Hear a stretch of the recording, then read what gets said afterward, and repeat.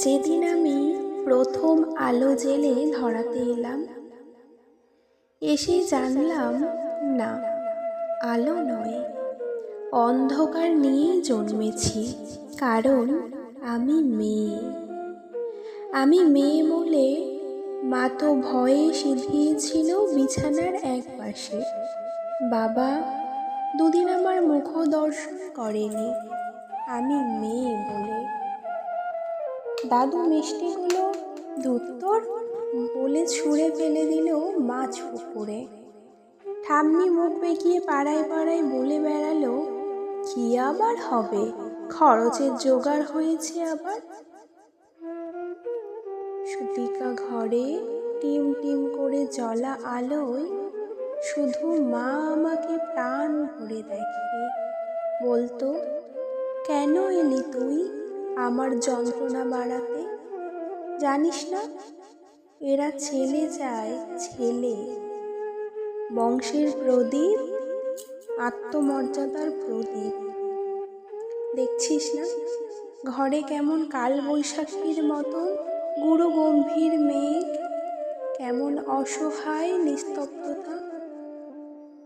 তোকে বড় হয়তো হতে দেবে, কিন্তু মানুষ হতে দেবে না।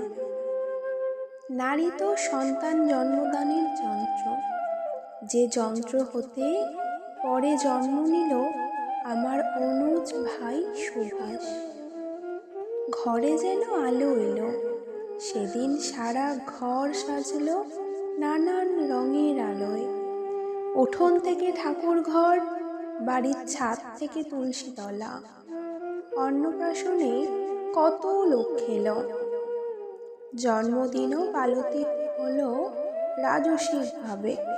কিন্তু আমার বেলায় থাক, না বলাই ভালো। কারণ আমি মেয়ে। আমি মেয়ে বলে স্কুলের গণ্ডিতে শেষ হলো আমার জীবন। উচ্চশিক্ষা কি দরকার আমার? একদিন তো পরের ঘরে, কারণ আমি মেয়ে। ভাই বড় হলো, উচ্চশিক্ষা পেল, দিনের পর দিন রাত করে ফিরলেও বাবা চুপ করেই থাকত। অথচ শৃঙ্খলার সমস্ত বেড়ই আমার পায়েই বাঁধা ছিল, কারণ আমি মেয়ে। রঙিন মেঘের মাঝে সূর্যাস্তের অপরূপ দৃশ্য দেখার সৌভাগ্য আমার হয়নি কখনো। তার আগেই বন্দী হতে হতো রক্ত শাসনের চার দেওয়ালির মাঝে। কারণ আমি মেয়ে। আমি মেয়ে বলেই স্বামীর পরকীয়া মুখ বুঝে মেনে নিতে হয়। পুরুষরা নাকি অমন হয়, তাকে বেঁধে রাখার সমস্ত দায়িত্ব আমার। ঠাম্মি তাই বলেছিল। মা অকালে চলে গেল। পুরুষ শাসনের বেড়া ডেঙিয়ে, যেখানে আচার নেই, অত্যাচার নেই, ব্যাধিচার নেই, লিঙ্গভেদের অপমান নেই, মেয়ে বলে। নিয়তির নিষ্ঠুর পরিহাসে ভাইয়ের থেকে বিতাড়িত বাবা একদিন মা বলে আশ্রয় নিল আমার আঁচল তলে। আমি চোখের জলে মাতৃস্নেহে বুকে জড়িয়ে ধরি তাকে। আমি মেয়ে বলে, মমতা বেশি বলে।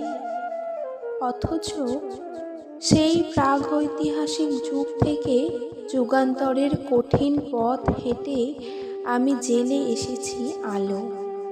আমার গর্ভ থেকে জন্ম নিয়েছে বিদ্যাসাগর, আমার গর্ভ থেকেই জন্ম নিয়েছে সুভাষচন্দ্র, আইনস্টাইন, রামমোহন রায়। অথচ বারবার আমাকে পুড়ে মরে সতী হতে হয়েছে সতীদাহে। কারণ আমি মেয়ে। সতী হওয়ার বাসনাটা আজ হয়তো আর নেই, কিন্তু দহনটা আজও আছে, অন্যভাবে, অন্য রূপে। কিন্তু একদিন নারীর ঠোঁট রেঙে উঠবে রক্ত নিয়ে।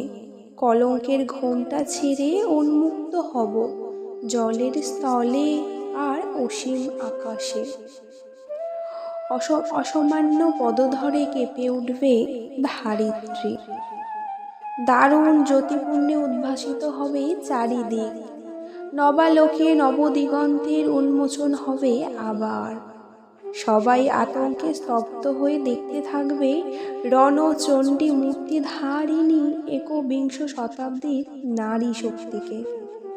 সমস্ত শৃঙ্খলা লিঙ্গভেদ ভেঙে চুরমার করে দিয়ে তোমায় দেখাবো পুরুষ, আমরাও মানুষ, রক্ত মাংসের মানুষ।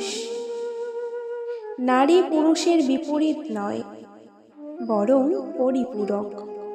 আমি ছাড়া তুমি অসম্পূর্ণ।